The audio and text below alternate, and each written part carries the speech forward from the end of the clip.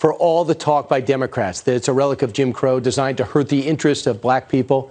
Why did Democrats use it to kill Tim Scott's police reform bill this summer? Today, I lost a vote on a piece of legislation that would have led to systemic change in the relationship between the communities of color and the law enforcement community. We would have broken this concept in this nation that somehow, some way, you have to either be for law enforcement or for communities of color. And my friends on the other side just said no. Not no to the legislation. They just said no.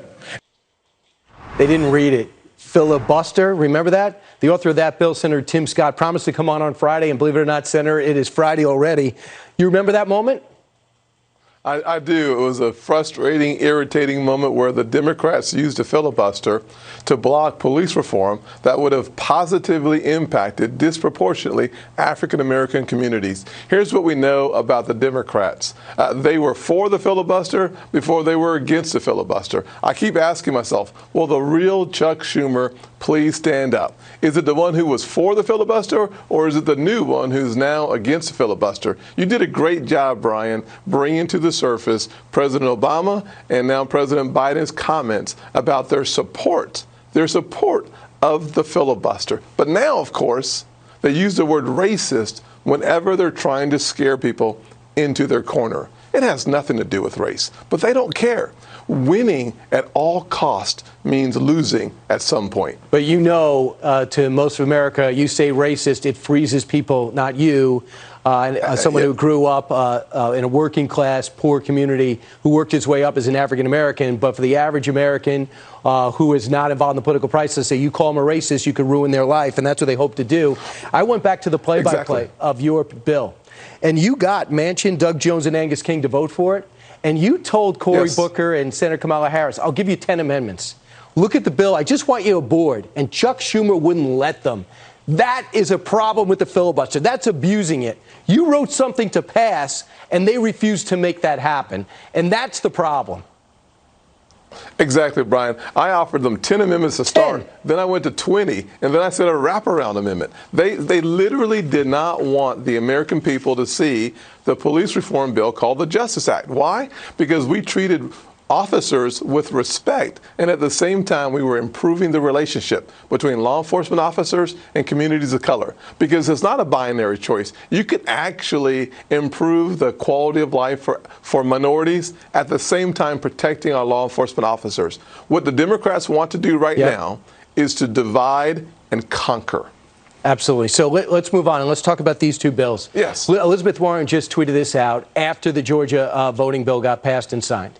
Here it is. The Republicans who's sitting in Stacey Abrams' chair. So she's not saying election should be accepted, right? So she's saying election shouldn't be challenged. Just signed a despicable voter suppression bill into law to take Georgia back to Jim Crow. The Senate must pass the hashtag For the People Act and John Lewis Voting Rights Act immediately, or democracy is at stake. Is that a go sign? Didn't they accuse Donald Trump of using similar language and causing an insurrection January 6th? What is she thinking? Why did Twitter leave that up?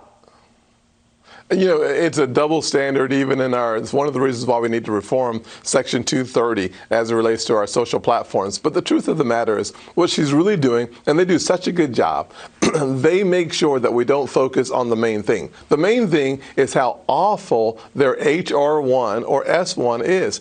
Brian, they're going to force taxpayers to give money to individual campaign accounts for people running for Congress. They're going to eliminate all voter ID laws. They are going to allow for ballot harvesting, as you said at the beginning of the program, to become the law of the land. These should all say fraud alert, fraud alert, fraud alert, because every single part of HR1 is designed to maintain power at all costs, including even if they have to do things that are unethical. As I mentioned, it's 886 pages. It requires states to redraw districts that favor Democrats.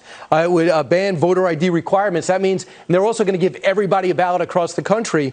To me, they also are going to say entertain legislation to make D.C. a 51st state. This is not even going to stand up the constitutional test. if it gets there. But if they throw out the filibuster, they're going to tell 50 states, we now control voting. The problem is, if you go to Article 1, Section 2 of the Constitution, says state legislatures have the power to determine how a president is chosen. How do they get past that? Well, they don't. That's the good news. Thank God that President Trump had 3 noms go on the Supreme Court, because the truth is we are going to need the Supreme Court to maintain the conservative balance in this country, not because they're conservatives, but because they are textualists. They want to read what the Constitution says and follows it. That is a beauty of our amazing democracy, is that we have a Supreme Court that will actually vote consistent with our founders' intention as it relates to the election process in our nation. We must protect it. We must protect it. Senator, I know you were on the ground trying to get those seats in Georgia to be Republican, and it was unsuccessful, and the president lost by 12,000. They are terrible communicators, because there's nothing racist about this bill, but they haven't gone out of their way to define it. And the governor, Kemp, might have good ideas, but he keeps them hidden in his head. He says, I just want to be able to show proof, a driver's license and a social security number for an absentee ballot. I don't want to deny you. I also said, you can get water and food. I don't want Democrats or Republicans feeding you to sway the voter. And I want to abolish no excuse absentee voting, because that was a pandemic. It was a one-time thing.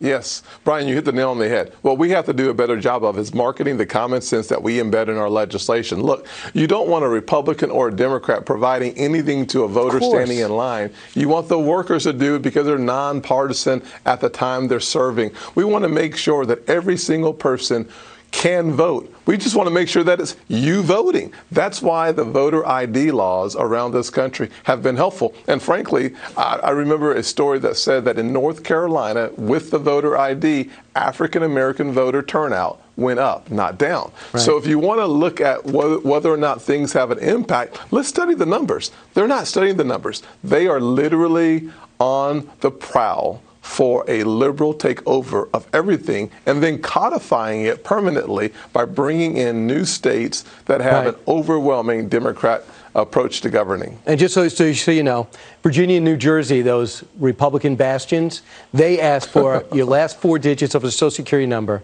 and they want a picture ID. Come on, please. Enough with the racist. Sense. Absolutely. Senator, keep fighting. Thanks so much for starting your weekend with us. Thank you, Brian.